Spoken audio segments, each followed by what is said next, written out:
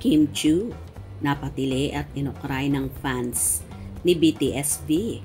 Kahit po si Chinita Princess ka, may pila po sa likod.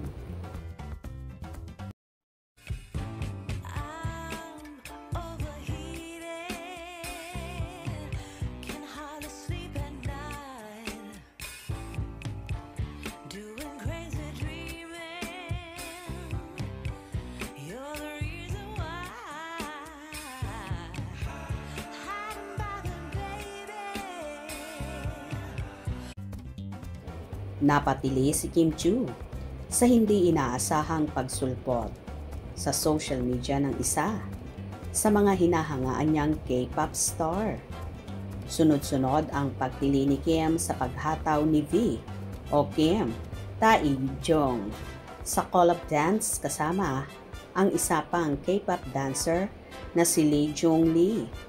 Hindi nakaligtas kay Kim ang post ng @SK Pop Culture o SK Pop sa X ng video na ito ni Tae yung na todo ang hataw. Nag-comment siya ng V na maliwanag ang kanyang pagpili dulot ng excitement at kilig. Inula ng iba't ibang biro si Kim mula sa mga fanay nito.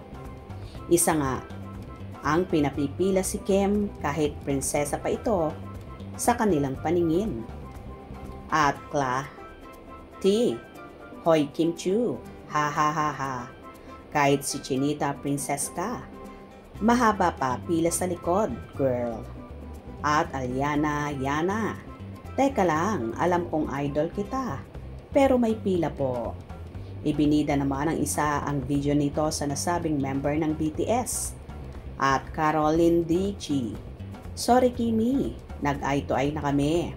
Nagkakaintindihan na kami. Huwag ka dyan. Di pwedeng daanin sa ganda to. Charet. At Chris Kim TWT. Sorry Kimi, need po nating sumunod. Pila lang po tayo sa likod. At Intok Kimi. Kahit idol kita, pumila ka pa rin sa likod. At Malu. Samberes. B. Iyo na si Paulo. Di na kami pipila doon. Pero dito kay V, pila sa pinakadulo. Ha ha ha ha.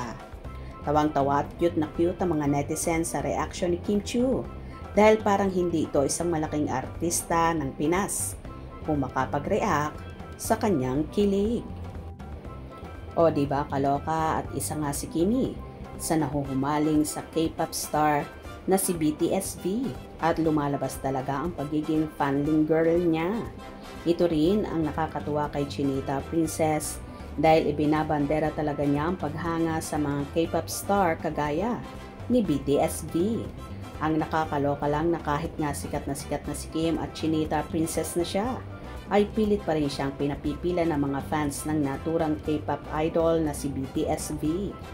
Ano naman kaya magiging reaction dito ng napapabalitang kasintahan ni Kim na si Paolo Avellino?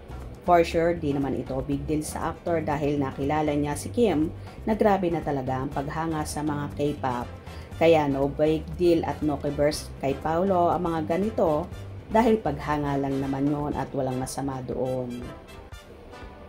Hope you enjoyed. Please subscribe for more info.